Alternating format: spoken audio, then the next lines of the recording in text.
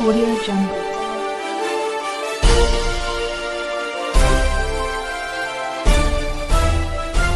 Audio Jungle. हमारे जिला अध्यक्ष प्रोफेसर सूर्य नारायण मेहता जी ने करवा दिया। सबसे पहले तो प्रेस दिवस की आप तमाम पत्रकार बंधु का, हमारे भाई और हमारे मित्रों का, सबको हम पत्रकार दिवस की शुभकामनाएं देते हैं।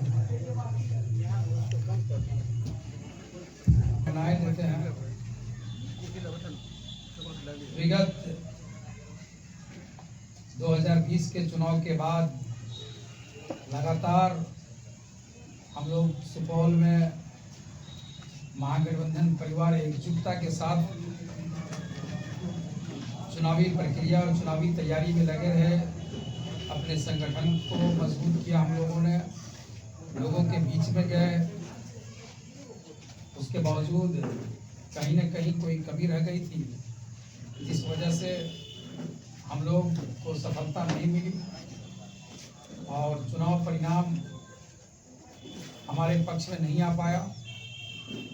लेकिन इतना विश्वास ज़रूर आपके माध्यम से सुपौल की जनता को हम देना चाहेंगे कि लगभग 80,000 के करीब जनता ने महागठबंधन परिवार पर, हम सब लोगों पर जो विश्वास जताया, और जिन लोगों ने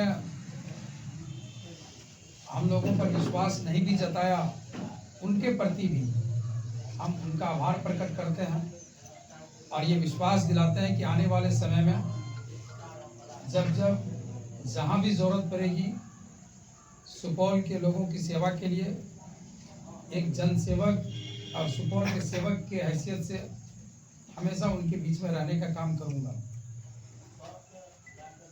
चुनाव परिणाम किस परिस्थिति में इस तरीके का आया, इस पर तो आने वाले समय में महागठबंधन पूरा परिवार मिलकर के हम लोग इस पर मंथन करेंगे। लेकिन एक चीज़ जो आपके माध्यम से हम जिला प्रशासन और निर्वाचन पदाधिकारी से ज़रूर जानना चाहेंगे कि आपके पास ऐसा किस तरह का निर्देश प्राप्त था, कि क्या ये चुनाव आयोग की तरफ से ऐसा निर्देश था कि आप सभी बूथ पर आप जीविका को लेकर के आंगनवाड़ी सेविका, अब न जाने कौन कौन, इवन के रसोई में जो किचन में जो काम करती हैं, इन तमाम लोगों को जो ड्यूटी दी गई थी, जबकि हम लोगों के जानकारी के मुताबिक जो स्थानीय शिक्षक होते हैं उनको भी कहीं दूसरे जगह ट्रांसफ़र कर दिया जाता है, दूसरे जगह उनको ड्यूटी लगाई जाती है। लेकिन हमारे जानकारी में जो चीज़ें आई है उसमें यह स्पष्ट पता चला है कि वोटर को प्रभावित करने के दृष्टिकोण से कहीं न कहीं कुछ लोगों को और कुछ कर्मियों को बिना चुनाव आयोग के निर्देश के बावजूद भी सभी बूथों पर उनकी नियुक्ति की गई थी, जिसकी फुटेज मुझे लगता है कि सभी बूथ पर सीसीटीवी कैमरे अगर लगाए गए होंगे तो निश्चित तौर पर वो फुटेज सामने आएगा। तो निर्वाचन आयोग को, निर्वाचन पदाधिकारी को इसका जवाब देना चाहिए कि अगर निर्वाचन आयोग के द्वारा इस तरीके का निर्देश प्राप्त था, फिर हम उसको सहर्ष स्वीकार करेंगे। लेकिन अगर नहीं था तो फिर किस परिस्थिति में आपने उनको लगाया था।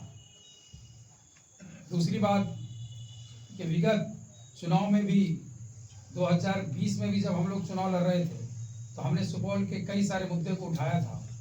खास करके सुपौल के अंदर इंडस्ट्रीज कैसे लगे, उद्योग कैसे लगे। हमारा मुख्य मकसद है कि सुपौल का कोई भी व्यक्ति उनको कम से कम मजदूरी करने के लिए बाहर नहीं जाना पड़े। अगर कोई इंजीनियर है, कोई डॉक्टर है, अगर वो बाहर चले जाते हैं, कोई MNCs में काम करने जाते हैं तो वो एक अलग बात होती है। लेकिन सिर्फ मजदूरी करने के लिए सुपौल से बाहर ना जा सके, ये हम उम्मीद करते हैं कि आने वाले समय में ऐसा देखने को मिलेगा। हमने 2-3 चीज़ चुनाव के दौरान भी मांग किया आपके माध्यम से। हम चुने हुए प्रतिनिधि माननीय मंत्री बिहार सरकार श्री विजेंद्र प्रसाद यादव जी को शुभकामनाएं देते हैं। हम उनके स्वास्थ्य के लिए शुभकामनाएं देते हैं, उनकी लंबी उम्र की कामना करते हैं।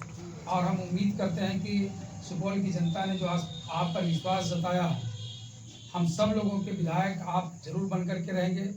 लेकिन हमारी मांग है कि आप जितनी जल्दी हो सके सुपौल में जो आपने वायदा किया है कि हम उद्योग को लगाएंगे, तो ज़रूर यहाँ कम से कम जूट मिल हो, चीनी मिल हो, मखाना प्रोसेसिंग यूनिट हो, इन तमाम तरह के उद्योगों की स्थापना हो सके।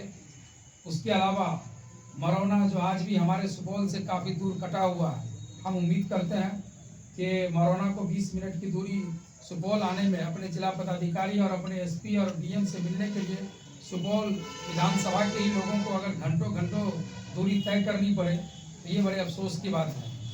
इसलिए हम मांग करते हैं कि जितनी जल्दी हो सके सुपौल से मरौना के बीच में पुल का निर्माण कराया जाए। तीसरी मांग जो हमारी पहले से भी रही है कि सुपौल के अंदर एम्स की स्थापना हो। अभी जो दरभंगा में घोषणा की गई वो सिर्फ कागज़ पे घोषणा है, तो कम से कम वहाँ तो डीएमसीएच है, लेकिन सुपौल में कोई बड़ा अस्पताल नहीं है, तो सुपौल में एम्स की स्थापना जरूर है। इसके लिए भी हम माननीय मंत्री जी से और बिहार सरकार से आग्रह करेंगे कि आपको पूर्ण बहुमत के साथ जनता ने बिठाया, तो आप इसके तरफ भी कोई ना कोई ठोस काम करें। उसके अलावा जो एकमात्र रेल ओवर ब्रिज बनना था वो आज भी पूरी तरीके से शहर को पूरी तरीके से जाम में फंसा करके रख दिया। सुपौल में लगभग 10 घंटे से ज़्यादा लोग जाम में रहते हैं, जो कि बहुत ही अफसोस की बात है। इसलिए हम माननीय मंत्री जी से बिहार सरकार से मांग करते हैं कि रेल ओवर ब्रिज का निर्माण जो है अगले 6 महीने से साल भर के अंदर कैसे पूरा किया जाए, युद्ध स्तर पर उस काम को करवाया जाए, जिससे कि दोनों तरफ जो लोग रह रहे हैं उनके तो सांस लेने में दिक्कतें आ रही है। कई परिवार ने हमसे शिकायत किया है, उनके घरों में कई सारी बीमारियां हो गई है उस वजह से। बाकी तो पूरे शहर से जाम को निजात मिलेगी इससे, अगर जितनी जल्दी हम लोगों को ये पुल का निर्माण देखने को मिलेगा। इन तमाम मुद्दों के साथ हम सकारात्मक तरीके से विपक्ष की भूमिका में पूरे अगले 5 साल तक रहेंगे। लेकिन जहाँ भी अगर हम लोगों को लगेगा कि हमारी आम जनता के साथ, हमारे कोसी के इलाके के जनता के साथ हक और हुकूक उनके छीने जा रहे हैं, तो हम लोग चुप नहीं बैठेंगे, बल्कि हम लोग उसको सड़क से लेकर के सदन में हमारी जितनी शक्ति होगी हम उन तमाम मुद्दों को उठवाएंगे और सुपौल के लिए, हमेशा के लिए सुपौल के लिए सर्वत्र निछावर करने का जो हमारा प्रयास है उस पर हम खरे उतरेंगे। वोटर अधिकार यात्रा के बावजूद कांग्रेस की स्थिति बिहार में बहुत दयनीय रही, इसके पीछे क्या कारण हो सकता है? देखिए, हम लोगों ने प्रयास किया कि हम जनता से किस तरीके से कनेक्ट हो सके। हमारा वोट प्रतिशत जरूर बढ़ा, लेकिन परिणाम हमारे पक्ष में नहीं है। और अभी तो पूरे बिहार के बारे में हमारे नेता और महागठबंधन के तमाम नेता जब बैठेंगे तो उस पर आपके सामने प्रतिक्रिया आएगी। हमने जो सिर्फ कहा है कि हमारी जनता जिन्होंने वोट दिया और वो उनको किस तरीके से बूथ के ऊपर में प्रभावित किया जा रहा था, वो तो जवाब जिला निर्वाचन पदाधिकारी ही देंगे, उसका हम लोग इंतजार करेंगे। नहीं, देखिए, वो तो एक पारिवारिक मामला है और मुझे नहीं लगता है कि इन सब चीज़ों का कोई राजनीतिक से बहुत असर पड़ता है। हर परिवार में ऊंच नीच वक्त के साथ साथ रोहिणी आचार्य जी निश्चित तौर पे हमारे माननीय तेजस्वी यादव जी की बहन है और उन्होंने बड़ी कुर्बानी दी है। ठीक है, परिवार में वो सब चलता रहता है, वो कोई परिवार नहीं है। हम सब लोग शुभकामनाएं देते हैं।